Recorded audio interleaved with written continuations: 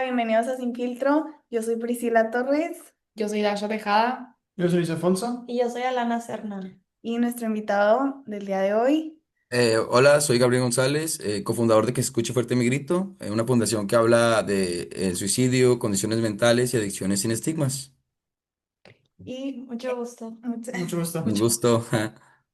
El día de hoy nos gustaría preguntarte un poquito sobre tu experiencia de pues lo que ya sabemos y que platicamos poquito ahorita, por lo que tú pasaste, para poder también nosotros entender un poquito más sobre las adicciones y pues Y también siento que cómo lo confrontaste y cómo pudiste salir adelante tú y qué consejos nos puedes dar a nosotros adolescentes para poder salir adelante y no llegar a eso. pero entonces para empezar nos podrías platicar un poquito de pues las adicciones por las que pasaste o cómo comenzó. Claro, pues bueno, yo, como les digo, soy cofundador de Que se escuche fuerte mi grito. Esta fundación surgió por el suicidio de un muy buen amigo, Rubén Estrella. Su mamá fundó Que se escuche fuerte mi grito junto con David Estrella, su otro hijo. Y yo me uní con ellos porque pues yo y Rubén éramos muy cercanos, tuvimos una gran historia también, muy amigos, y lo hago con mucho gusto. Entonces, yo mi historia, pues yo comencé con las drogas a los 12 años. Estaba, bueno, siempre en la vida, bueno, crecí en un barrio, pues, y en los barrios o te gusta el fútbol o te gustan las drogas y nunca me gustó el fútbol. Entonces, en ese tiempo era de salir al parquecito y había los deportistas y los pandilleros, entonces las pandillas y todo eso al final me llevaron a esta situación. Yo recuerdo que en ese tiempo, bueno, la premisa fue que se divorciaron mis papás y terminé de cierta manera pues más en la calle que en mi casa y pues de ahí surgió todo eso, ¿no? Y en ese tiempo fumar marihuana, yo estaba en la secundaria, fumar marihuana era tipo como que lo más malo que podías hacer, de que hoy eres el malote y así sacas, y tener tus papás divorciados también era muy señalado, de que sus familias se divorció y era como cuestión de bullying y demás. Aparte que estaba en una secundaria, se llama Federal número 2, está aquí en San Pedro. Era secundaria pública y esa secundaria era como, ahí llegaban todos los corridos de todos los otros planteles. Era el turno de tarde con pura gente que pues todos eran como mal portados, tenían sus mañitas y todo, entonces todos consumían, la mayoría, y ahí fue como cuando empezó mi relación con el consumo. De ahí en adelante, no hubo quien me parara, por decirlo así. Y me convertí en un toxicómano, como les comentaba. Mi enfoque era 100% el consumo, la autodestrucción, que al final digamos que el consumo de sustancias así de nocivo, porque también se tiene que hablar mucho del uso, abuso y dependencia, que ya les puedo contar un poco más adelante. Pero ya teniendo la dependencia y estando en un estado de abuso, se puede convertir en un casis, que son estas conductas autolesivas sin necesidad de ser suicidas, pero que como cortarte, igual drogarte es una situación que te lleva digamos, eh, eso, querer como llamar la atención o querer autodestruirte, por de cierta manera, por la depresión y eso, ¿no? Entonces pasé mucho tiempo en sustancias, probé todas las sustancias, como les comentaba, toda la ferretería, toda la farmacia y todas las drogas que hay en las calles. Como les decía, pues yo era un explorador, entonces en ese aspecto estuve clavado en varias sustancias, entre ellas las que más me afectaron yo creo que fue el resistol, el crack y las benzodiazepinas, que serían como clonas y esto.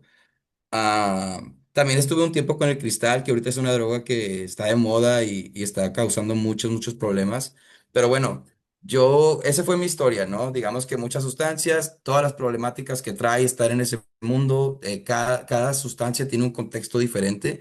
Digamos que no se junta donde mismo el que se mete coca que el que inhala resistol. Uno está en una casa abandonada, el otro está en una disco, ¿no? Entonces cada droga tiene su contexto, cada droga tiene cómo se desarrolla la persona y hacia dónde lo introduce. Digamos que por eso hay que conocer muy bien qué es cada sustancia, cómo funciona en la mente y los contextos que suelen tener las personas cuando la consumen. Porque así puedes ayudarle tú, por ejemplo, que te llega un paciente que consume, a salvaguardar su vida en lo que puede dejar el consumo. Porque muchas veces pensamos que el consumo se puede cortar de lleno, y hay veces que puede llegar a ser hasta peligroso para la persona. Entonces hay que ir poco a poco, como cuando dejas el medicamento psiquiátrico, ¿no? Y yo, esa cuestión, digamos que cuando decidí rehabilitarme, no, yo me rehabilité sin internamiento, tenía un consumo muy duro de sustancias muy nocivas como la cocaína, el crack y eso que les digo. Y en un momento de mi vida empecé a tener como alucinaciones ya muy fuertes, visuales, auditivas, ataques de pánico, de ira, de bipolaridad, sí, súper densa. O sea, estaba mi cerebro hecho quesito. Y fue cuando decidí, o sea, hablé con mi mamá, le dije que si no me lograba curar me iba a suicidar. Ya lo había intentado 3 veces, ¿no? Pero esta vez era como jugarme la vida entera para cortar esto de lleno. Y lo logré. ¿Cómo lo logré? Pues yo en ese tiempo no estudiaba psicología, creo que todo fue como por un conocimiento universal o como lo quieran ver, pero digamos que yo me enfoqué en algunas cosas que después descubrí que tenían como esta teoría o hipótesis que existen, ¿no?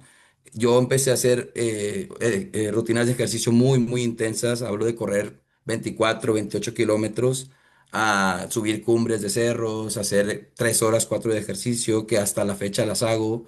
eh, Métodos de expresión, comencé a aprender guitarra, a escribir música, comencé a hacer muchas cosas que digamos que yo cuando hablo de estos procesos con las familias que quieren como lograr algo con sus hijos, es que hay que tener mucha paciencia y aceptación, porque yo doy cuenta que en lugar de internarme en un anexo, donde hay una gran problemática en México con los anexos, no con los centros de rehabilitación que conocemos, con los anexos de los tazos dorados, ¿sí han escuchado? Bueno, ahí suelen violar, golpear, traumar, hay gente que sale parapléjica, muy mal, muy, muy, muy, muy, muy mal. O sea, ¿Quieres, ¿mandé? quieres No, preguntar algo? sí, no, qué guau, que, o sea, tú fuiste el que decidió, eso también es muy importante, ¿no? Como para salir de la adicción. Sí, sí, definitivamente la voluntad de estar bien es algo que me ha llevado hasta estos sitios que estamos ahora. Eh, y claro, de la mano con, o sea, yo suena muy romántico, pero yo considero que la voluntad y el amor son cosas que son claves en ese aspecto, porque yo sin el respeto que me inculcó mi madre hacia ella desde niño y que ella nunca se alejó, a pesar de que yo era una defecio y era lo peor que pudo haber imaginado en su momento. Ella nunca me dejó, ¿sabes? De hecho, me acuerdo una vez me escapé de mi casa tipo 16 y andaba ahí por la calle buscándome y me encontró, ¿sacas?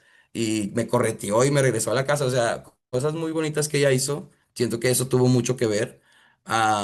Y creo que ahora está muy orgullosa de lo que he logrado, pero bueno, en cuestión, sin contarles tanto como el método, digamos que para que lo entiendan más teóricamente, aproveché la neurogénesis, aproveché la producción de esta proteína BDNF, que es el factor neurotrófico derivado del cerebro, que tengo que entendido que, digamos que la neurogénesis y la plasticidad cerebral es la capacidad del cerebro de reconectarse y de conectarse con nuevas neuronas, ¿va?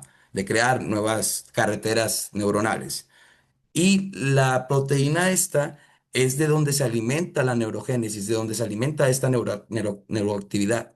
Entonces, la proteína BDNFK, algo así, se forma, digamos, con estos ejercicios intensos, como demostrándole al cerebro que está en modo supervivencia. Entonces, yo sin querer, corriendo esos 28 kilómetros, haciendo esos ejercicios tan intensos, porque estaba lleno de rabia, estaba lleno de emociones, entonces era muy duro.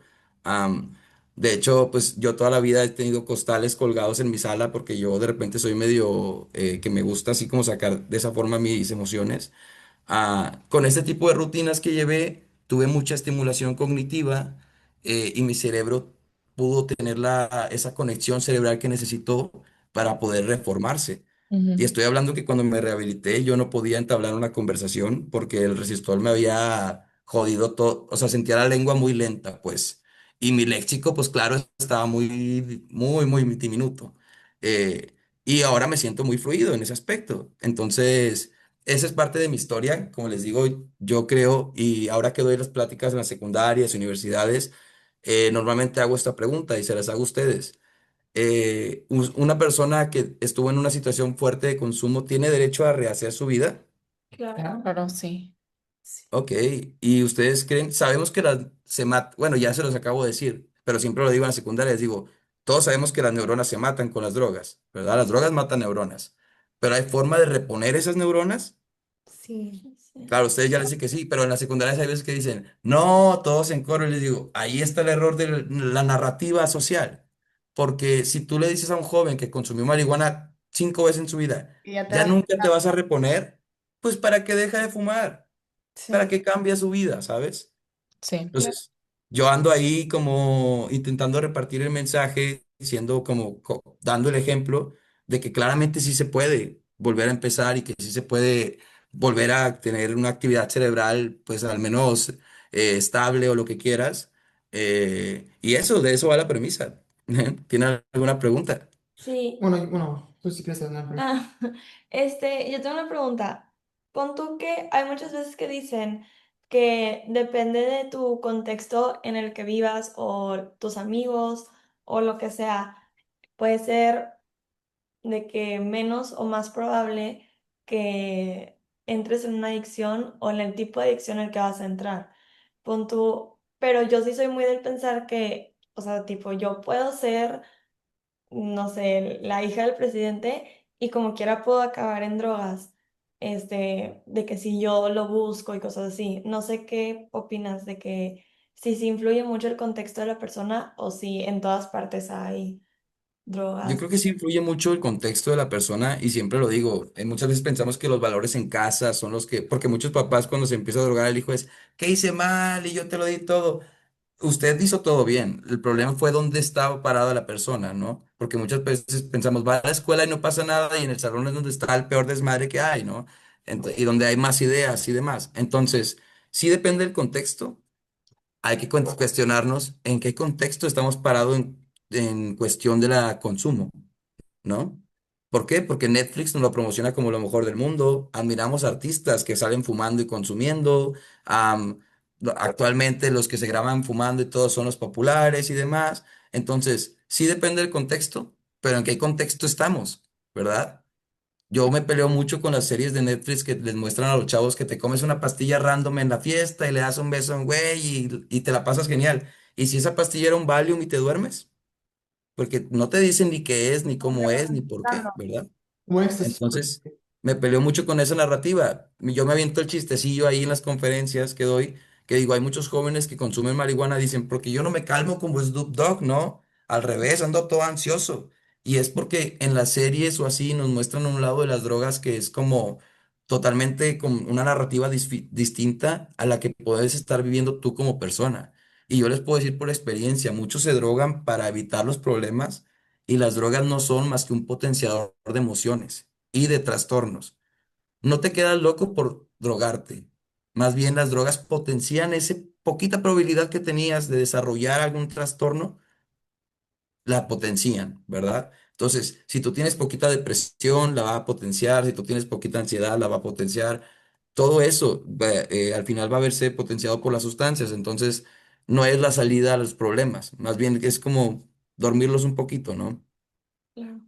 Quisiera preguntar, ¿qué recomendarías para evitar caer en adicciones o si tienes o si ves a alguien, más bien, para ayudar a alguien que está en adicción o que lo ves como que, es más, puede que esté recayendo o, o que te cuenta una amiga cosas que dices algo está raro? O sea, Ujú. ¿qué recomendarías que nosotros podemos hacer sabiendo que no es responsabilidad nuestra, pues encargarnos de que esa persona esté 100% bien, pero qué podemos poner nosotros de nuestra parte? Claro, y de hecho hablas de un recurso muy importante, que al final las redes de apoyo en general son buenas, pero para alguien que es adicto son, digamos que, uno de los lugares más importantes que debe haber en esa situación. Y lo que puedes hacer principalmente para alguien que está por consumir o que trae las ideas de consumir, mira, yo tengo la premisa en la conversación que tengo de reducción y riesgos y daños de consumo de sustancias, tengo la premisa que la persona que quiere consumir lo va a hacer. Lo amarres de que lo hagas lo que le digas, lo va a hacer. Así son de rebeldes los jóvenes. Es la premisa de ser joven, ¿no? La rebeldía. Entonces, lo único que podemos hacer ahí, las imágenes, información de prevención está en todos lados. Todos sabemos que las drogas hacen mal, que las drogas matan, que todos sabemos, ¿verdad? Ujú. Si la persona ya está pensando en hacerlo o ya trae la idea o así, lo mejor es ayudarlo a cuidarse en el proceso. Claramente, como les digo, los mensajes de prevención ahí están y siempre va a ser no uses drogas. Pero si sí las vas a usar, ¿qué vas a usar? ¿Cuánto vas a usar? ¿Con quién lo vas a usar? ¿Cómo lo vas a usar? Si es legítima tu droga, porque ahorita están falsificando drogas y están adulteradas con otras sustancias. Entonces, toda una gama de cosas que de hecho en internet no se pueden hablar abiertamente porque te censuran. Entonces, por eso andamos de universidad en universidad queriéndolo recalcar.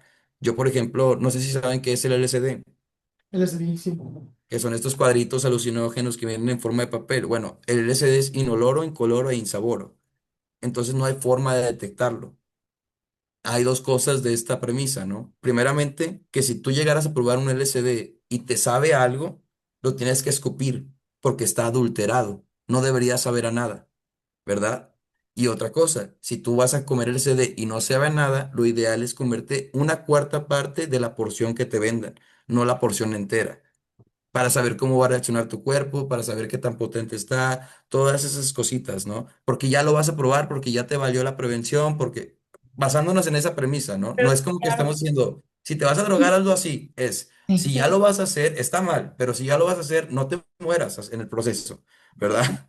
Sí, Es que, mira, expliqué a esta Evelyn hace un momento que en el mercado, bueno, allá por que hay una droga que se llama cocodrilo, que es fentanilo adulterada con no sabes cuántas clases de otras sustancias que provocan necrosis en la piel, que la gente que Ujú. la consume es fentanilo barato.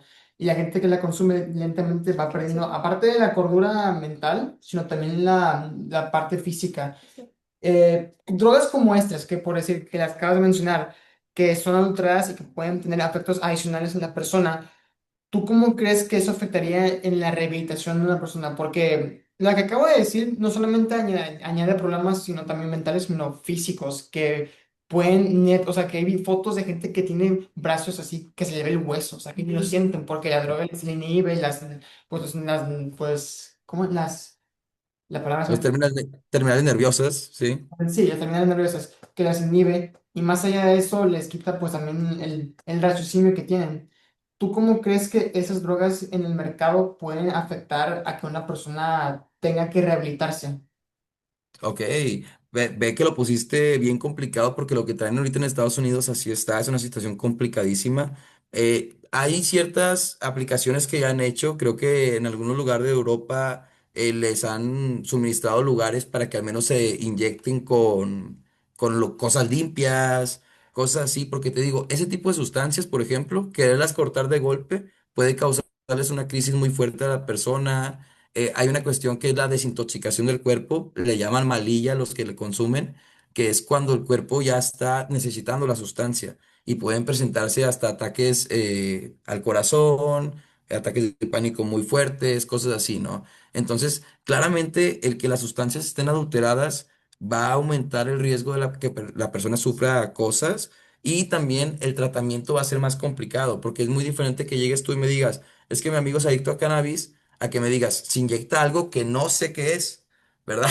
O Ajá. sea, ahí sí ya entramos en una complejidad que se requieren médicos y también eso, acá todo parte del tratamiento que nosotros estamos intentando llevar en que se escuche fuerte mi grito, digamos que es multidisciplinario, ¿va? No solamente nos vamos con que el psicólogo, intentamos que sea psicológico, sociológico, incluso hay nutriólogos que dan talleres, psiquiatra, o sea, multidisciplinario, porque son muchas cosas las que envuelven este contexto de consumo, ¿no? Pero sí, volviendo a tu pregunta, eso mismo, o sea, imagínense el escenario donde tu amigo por comerse una pastilla, una tacha, ¿va? Un éxtasis, se siente mal, y vas al hospital y te dicen, ¿qué se tomó? Pues no le vas a saber decir qué traía la pastilla, ¿verdad? Ajá. Entonces desde ahí ya se complica todo eso. Yo por eso siempre les recomiendo que, bueno, la cuestión es de las drogas, entre más pura, mejor. Suena mal, ¿saben? pero Suena feo. Pero Pero sí tiene sentido porque la aplicación médica es más inmediata y hay bases en las que Sí, pensar. no, y sí, la verdad siento que es muy diferente a otras opiniones que hemos escuchado porque tú sí has pasado por eso y siento que una persona que está pasando por eso o pues que tiene estos pensamientos le puede ayudar más eso a que le digan no, no lo hagas y si lo Sí, haces te abstinencia. vas a sí, morir, ¿sabes? sí. O Como sea, un poquito más comprensivo, pero igual claro. Con recomendando, conciencia, sí. recomendando el no y el buscar ayuda y todo eso. Sí, la premisa siempre es no, pero si te llega un paciente que ya está haciéndolo y que no puede parar o no quiere parar por el momento, primero es la reducción de riesgos y daños, ver de qué manera le podemos ayudar, ¿no? Y yo les digo a veces, es como los políticos, ¿cuál es la menos peor? ¿Verdad? No, no, que yo me meto, por ejemplo, hay gente que se mete crack, cocaína, alcohol y así, y la menos peor sería la marihuana, ¿no? Así como los políticos, que tenemos que seleccionar uno de los todos los peores, pero el menos peor, ¿verdad? Entonces, ¿cuál es la menos peor? Y con esa vamos a enfocarnos, ¿no? Mientras quédate con la que menos peor, aunque no quieras dejar las drogas, porque hoy en día se van a topar con jóvenes que están decididos y amarrados a no dejar la marihuana, por ejemplo. O sea, y ni te metas con la marihuana porque cortas toda la conexión. Entonces hay que saber empezar a sobrellevar. Y todas las drogas o todos los drogadictos tienen un problema raíz. Digan lo que digan, que es recreación, que ellos no, y todos traen una bronquita por la cual empezaron. Entonces, si tú empiezas a crear esa conexión, confianza y descubres ese problema raíz y lo comenzamos a tratar, el consumo eventualmente puede empezar a disminuir. Claro que hay casos exclusivos, que por ejemplo, que viva en una familia que todos consumen y solamente él se trata, pues ahí hay más problemática para regresar al consumo. Pero si hay personas que se pueden aislar 100% y dejarlo, perfecto. Que ese es otro tema que también estaría padre tocarlo, que ustedes tienen que tomar en cuenta que una persona que se rehabilita va a pasar por un luto. ¿Verdad? Es un proceso de duelo, porque está perdiendo todo un estilo de vida, quizás está cortando amistades de raíz, cosas así. Entonces está perdiendo bastantes cosas y está viviendo un duelo más su desintoxicación, más esto, más lo otro. No es justificar los actos de las personas cuando están en ese proceso, pero sí es entender que hay una cierta desconfiguración mental muy dura, la química cerebral está atrofiada y claro que muchas cosas que digas o pienses van a estar como, pues, guiadas por tu percepción de la realidad alterada por la emoción, ¿verdad? Sí. Bueno, para concluir, para ya no, bueno, para concluir, quisiéramos preguntarte, pues sí, ¿cuáles son los mayores consejos que nos dirías a nosotros los adolescentes, de acuerdo con tu experiencia y el tema, o qué son cosas claves que como que crees que nos deberíamos de quedar de esta plática?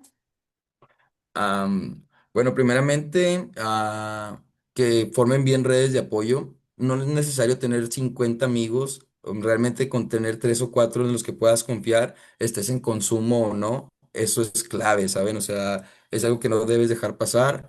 Am, la otra en situación de consumo, que sería más también para los acompañantes, para los amigos. Muchas veces cuando alguien comienza a consumir, como tú no eres de esos y te da un poquito de miedo, puedes empezar a dejar de hablarle, a aislarlo, a quizás dejar de juntarte con esa persona y es justificable, está bien, no, no, es más, ni siquiera es tu responsabilidad, pero hay que tomar en cuenta que esa persona también lo está sintiendo, ¿saben? Y quizás lo pueda interpretar de una manera. Y se los digo porque muchas veces dependerá del contexto, pero en una gran mayoría, si papá descubre que el hijo se droga, dos cachetadas y te me vas de la casa.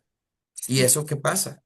Obviamente el joven va a ir a la casa donde más se droguen a buscar drogas, ¿no? Porque así es la conducta. Entonces, yo recomiendo siempre a la persona que está en esa problemática acercarla, tenerla lo más cerca posible, darle empatía, intentar ayudarle, porque recuerden que la persona que está en consumo no está perdida. Entonces, no es como ya se echó a perder y ya no sirve. O sea, en ese lapso donde está en consumo es porque trae una problemática muy fuerte y es porque hay que intentar ayudarlo. Algunos se resistirán o no a la terapia, pero los que sí, yo creo que la gran mayoría con terapia puede ayudarse a salir adelante.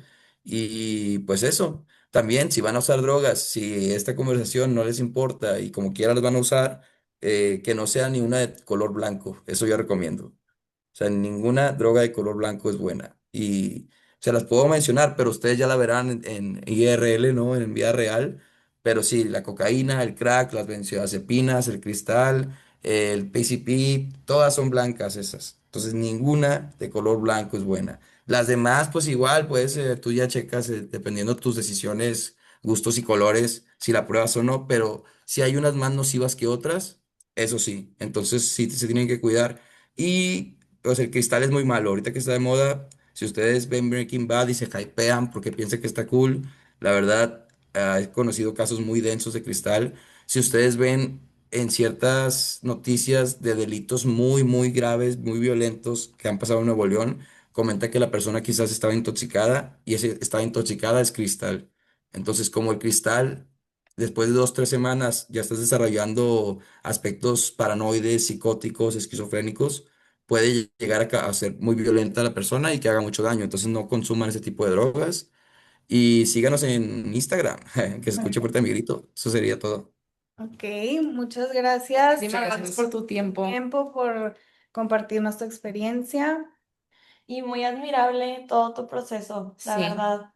No es Gracias. cosa, y menos desde los 12 años. Y pues Ujú, el entorno en el que estabas también.